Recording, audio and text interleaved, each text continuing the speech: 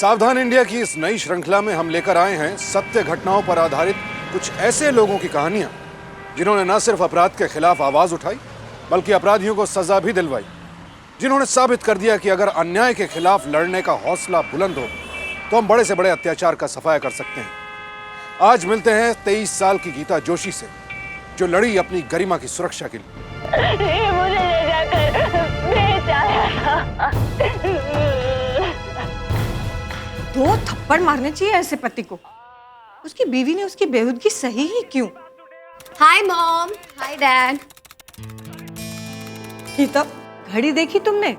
क्या हुआ, घर की घड़ी खराब हो गई क्या? घर से तेरा बाहर जाना बंद करा दूंगी। कितनी बार तुझे कहा है कि अंधेरा होने से पहले तेरे पैर घर में होने चाहिए। मॉम, अब कोई मस्का नहीं चलेगा। काम करने की कोई मनाही नहीं है, लेकिन देर से आना मुझे नहीं चलता है। आजकल लड़कियों का निकलना बिल्कुल सेफ नहीं है। देख, टीवी में दिखा रहे हैं उसके पति ने उसके साथ क्या किया, देखो। मॉम, ओके अभी सीरियस। हाँ मॉम, मैं वो गांव की वो अनपढ़ अबला नारी जैसी नहीं हूँ कि कोई लड़का मुझे उल्लू बना सके। मॉम, मैं कंपनी की हेड ऑफ ऑपरेशंस हूँ। लोग डरते हैं मुझसे। तुझसे नहीं डरते, तेरी पोस्ट से डरते हैं। और दूसरी बात ये है डैड कि मैंने हायर पोस्ट के लिए अप्लाई किया है। तो मींस ज्यादा सैलरी, ज्यादा काम और ज्यादा लेट आना। राइट। रॉन्ग। ऐसा काम करने की कोई जरूरत नहीं है। देख बेटा, ज्यादा लेट हो जाए इससे पहले सतर्क होना बेहतर है। डैड, जरा बताइए मॉम को कि मैं कितनी सतर्क हूँ और स्मार्ट भी। एक ही नजर में बुरी नियत वाले इंसान को पहचान जाती हूँ। डोंट वरी मॉम, मेरा कोई गलत फायदा नहीं उठाएगा। आज हमारे समाज में लड़कियां किसी भी बात में लड़कों से पीछे नहीं हैं, लेकिन फिर भी कुछ लोग ऐसे हैं जो औरतों को उनका हक, उनका सम्मान न देकर उन पर अत्याचार करते हैं। NCRB यानी नेशनल क्राइम रिकॉर्ड ब्यूरो के अनुसार 2010 में महिलाओं के साथ हुए अपराधों के लगभग 2 लाख मामले दर्ज किए गए, जबकि यह संख्या 2006 में 1.5 लाख थी। यानी 4 सालों में महिलाओं के साथ हुए अपराधों में 30% बढ़ोतरी हुई। पुणे की MNC में नौकरी करने वाली MBA ग्रेजुएट गीता जोशी समझती थी कि चूंकि वो मॉडर्न और पढ़ी लिखी है, वो ऐसे जुर्म का शिकार कभी नहीं बन सकती। लेकिन अफसोस, उसे भी ऐसे अत्याचार का सामना करना पड़ा।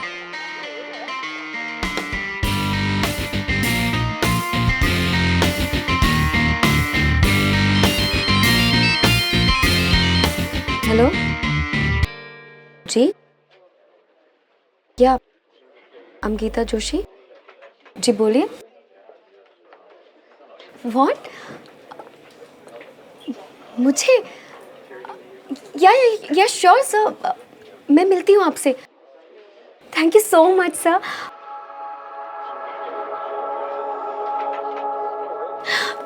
Guys, breaking news, ICM the big multinational company से मुझे जॉब ऑफर हुई है। Oh my God, that is wonderful news. कैसे हुआ? एक बार सब फाइनल हो जाए फिर तुझे सब डिटेल में बताऊंगी। All the best. Okay.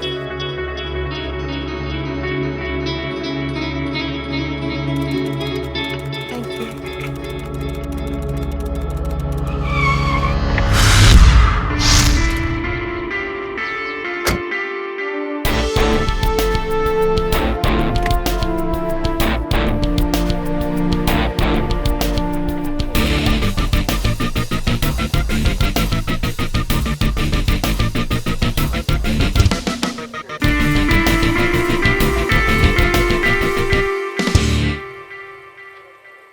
Miss Geeta. Sit. Hi, I'm Gopal. I'm Geeta Joshi. Hi. Excellence in US Service Placement Agency. And your service, ma'am. Sir, ये मेरा जॉब प्रोफाइल है। ये तो है हमारे पास। इनफैक्ट मैंने आपका जॉब प्रोफाइल ICM को दिखाया और उन्हें इतना पसंद आया कि उन्होंने आपको एक जॉब ऑफर की है। Really? Yes, with a salary of 8 lakhs. 8 lakhs per annum? इसमें इतना चौंकने की कोई जरूरत नहीं है। मुझे तो लगता है ये डिजर्व करती है। 12 lakhs? Of course. अरे भाई, आप ICM के पास थोड़ी ना गई हैं। ICM खुद आपके पास आया है। और वैसे भी जितना आप डिजर्व करती हैं उतना तो मिलना ही चाहिए ना। एक मिनट। नहीं, अरे और मैं एक काम करता हूँ, मैं आपके डिटेल्स उन्हें फॉरवर्ड कर देता हूँ and I'm sure they'll get back to you. Yeah? Congrats once again. Thank you.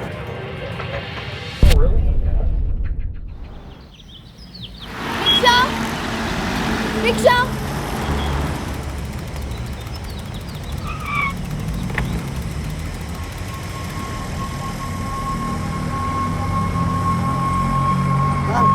मैं आपको घर तक ड्रॉप कर दूं? देखिए मैं रिक्शे वालों से तो अच्छा ही चलाता हूँ। आपको पता है क्या, जब आपको ICM में जॉब मिल जाएगी तो आप मुझे छोड़ देना, हिसाब बराबर हो जाएगा। पर सर। देखिए मुझे कुछ नहीं सुनना है, मैं यही कोटरून पे ही जा रहा हूँ, मैं आपको छोड़ देता हूँ। पर सर आप क्यों? मैं पास में ही जा रहा हूँ। अरे आप बैठिए।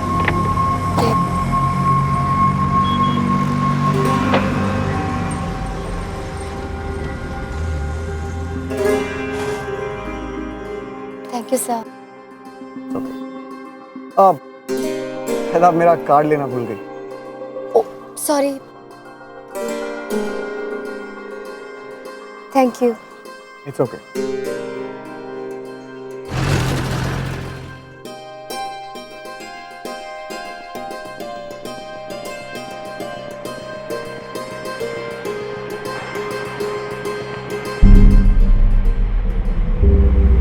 गीता इतनी खुश थी कि उसने ये भी नहीं सोचा, जब उसने किसी को अपना बायोडेटा दिया ही नहीं था तो उसके पास नौकरी का ऑफर आया कैसे। जब उसने किसी प्लेसमेंट एजेंसी के साथ अपना नाम एनरोल ही नहीं किया था तो गोपाल को उसकी क्वालिफिकेशंस के बारे में पता कैसे चला। गीता ने गोपाल के विजिटिंग कार्ड की जांच भी नहीं की। चलिए, ये गलती शायद आमतौर पर हम सभी करते हैं, लेकिन कम से कम एक अजनबी से प्यार करने से पहले तो गीता को सोचना चाहिए था।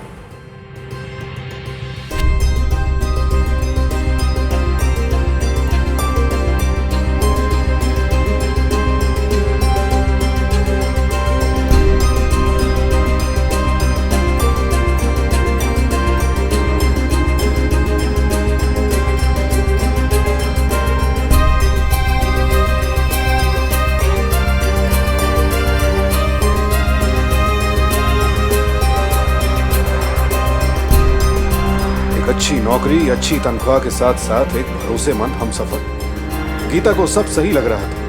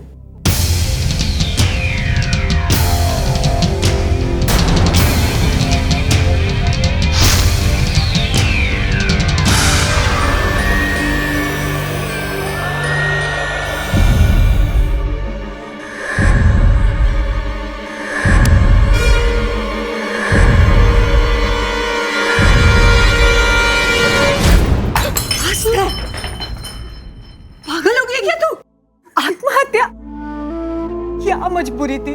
क्यों तुम इतना बड़ा कदम उठाने जा रही थी? बोलो, बताओ ना, क्या हुआ? क्या तुम अपने माँ बाप को नहीं बताओगी?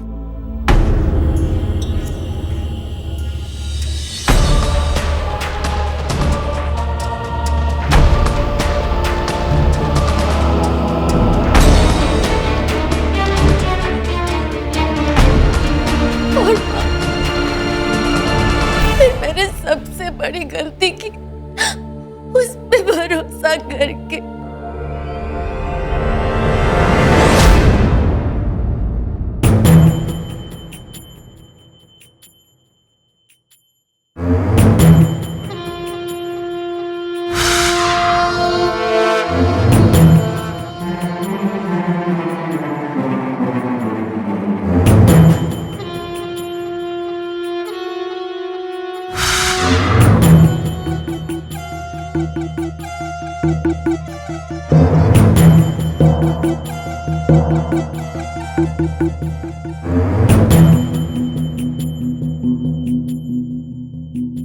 दो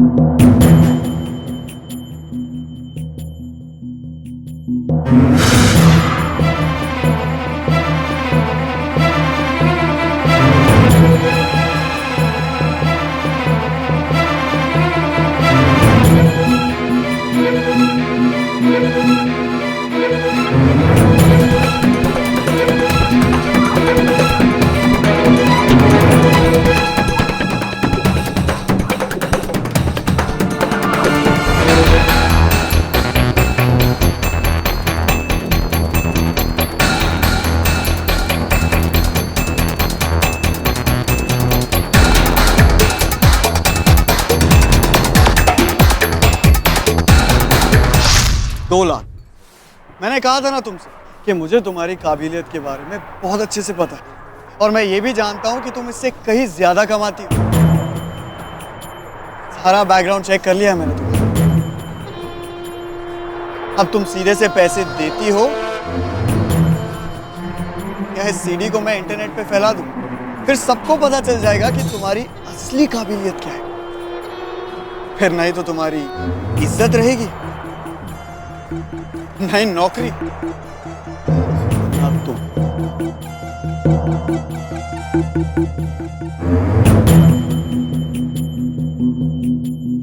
धोखा हुआ गीता के साथ और बिना किसी शर्म के गोपाल ने गीता से कहा कि वो किसी प्लेसमेंट एजेंसी में काम नहीं करता है और ना ही IDMN में गीता को कोई नौकरी मिलने वाली है।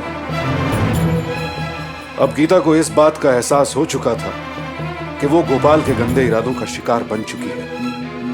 पर अक्सर हम समाज में अपनी इज्जत बचाने के लिए अत्याचार से लड़ने की हिम्मत खो देते हैं और चुपचाप अन्याय सहते रहते हैं।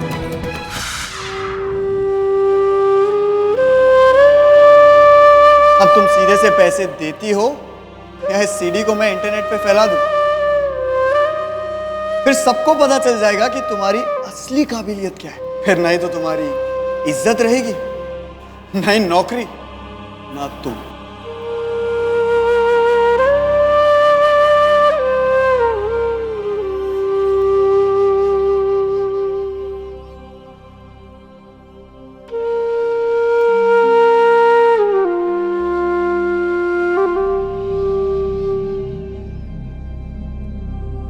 सरकारी आंकड़ों के अनुसार हमारे देश में हर रोज तकरीबन 121 लड़कियां शारीरिक उत्पीड़न का शिकार होती हैं और वो किसी से कुछ नहीं कहती। उन्हीं की तरह बेचारी गीता भी सब कुछ चुपचाप सहती रही, न पुलिस में इत्तला की, न माता पिता से कुछ कहा। और उधर 2 लाख रुपए मिलने के बाद गोपाल की मांगे बढ़ती ही गई और एक दिन तो उसने सारी हदें पार कर दी।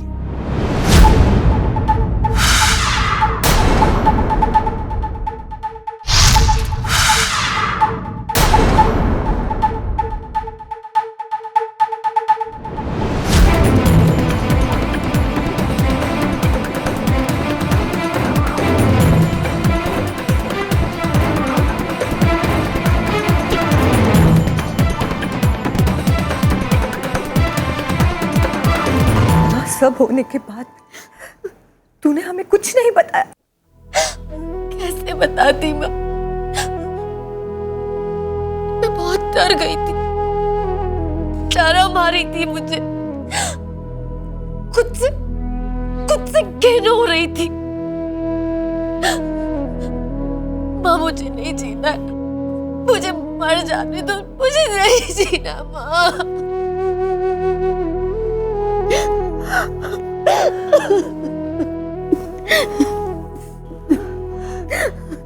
तू क्यों मरेगी? तू जिएगी और अपना सर उठाकर जिएगी। हम उस इंसान को सजा दिलवा कर रहेंगे।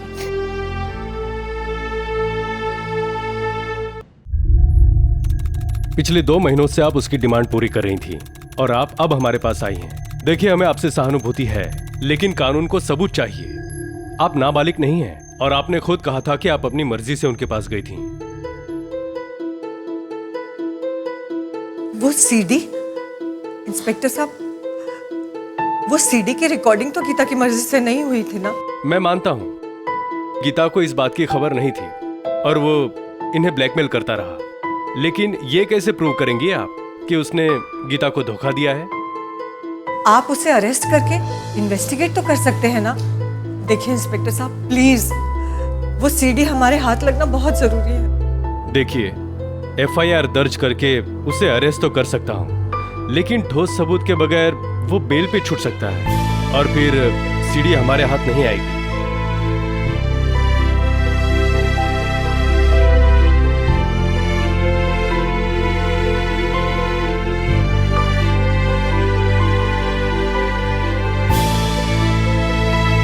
अगर मेरे चुप रहने से इन लोगों को ये लगता है कि गोपाल ने कोई गलत काम नहीं किया, तो मैं लेकर आऊंगी सबूत और उसके जुर्म को साबित करूंगी। बस एक बार उसका कॉल आ जाए। देर से ही सही, लेकिन गीता को समझ में आ गया कि अगर अत्याचार करना गलत है तो अत्याचार सहना उससे भी ज्यादा गलत है। कई रुकावटें आई, लेकिन गीता ने हार नहीं मानी।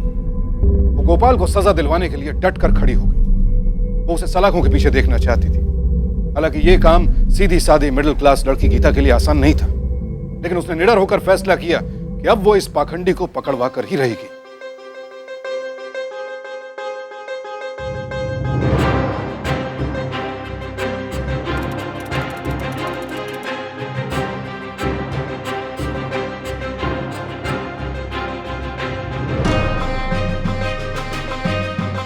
आज पहली तारीख है और मुझे सैलरी मिल चुकी है। अब तक तो उसको इस बात का पता चल चुका होगा,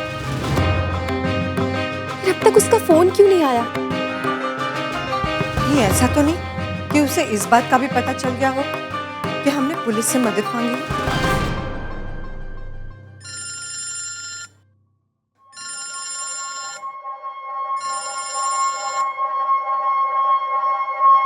hello, hi baby, how are you?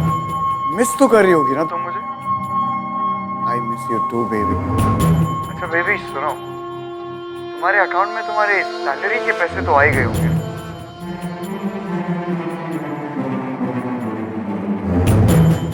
तो फिर कल मिलते हैं ना, उसी समय, उसी वक्त, उसी जगह।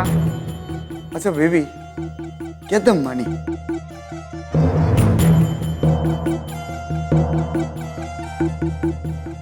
हाँ, कल मिलते हैं ऑफिस के बाद 4 बजे।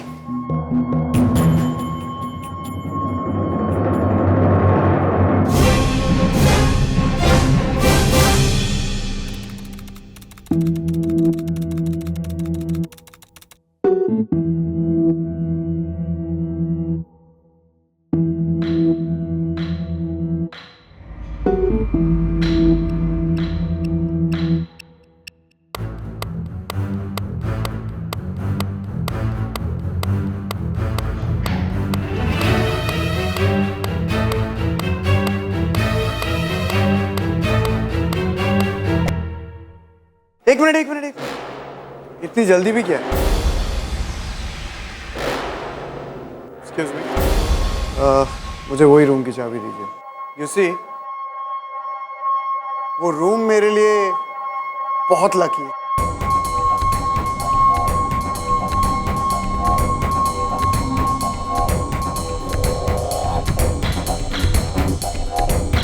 Thank you. चलो।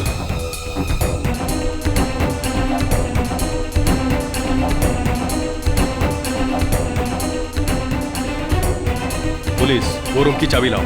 Come on, hurry up. Come on boys, let's go.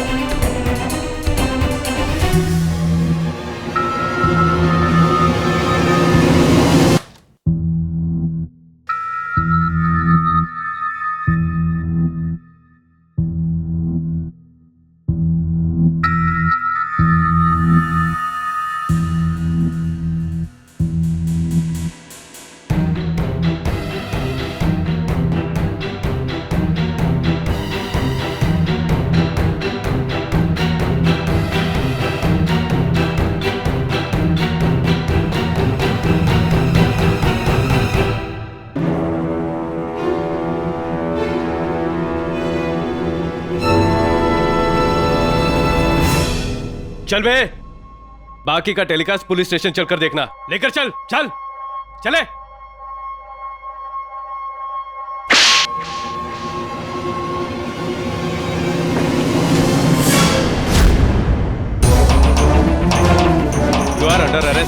Gopal, चले चल।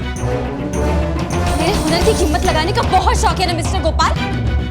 अब मैं तुम्हारा हुनर पूरी दुनिया को दिखाऊंगी। मुझे बर्बाद करने चले थे ना, अब मैं तुम्हें बर्बाद करूंगी। इसी गोपाल ने 8 और लड़कियों के साथ यही खेल खेला था। उन 8 लड़कियों में से तो कोई भी उसके खिलाफ अदालत में बयान देने की हिम्मत नहीं जुटा पाई, लेकिन गीता पीछे नहीं है। उसकी हिम्मत और जज्बे ने इस अपराधी और उसके साथियों को उनकी सही जगह पहुंचा दिया, यानी जेल।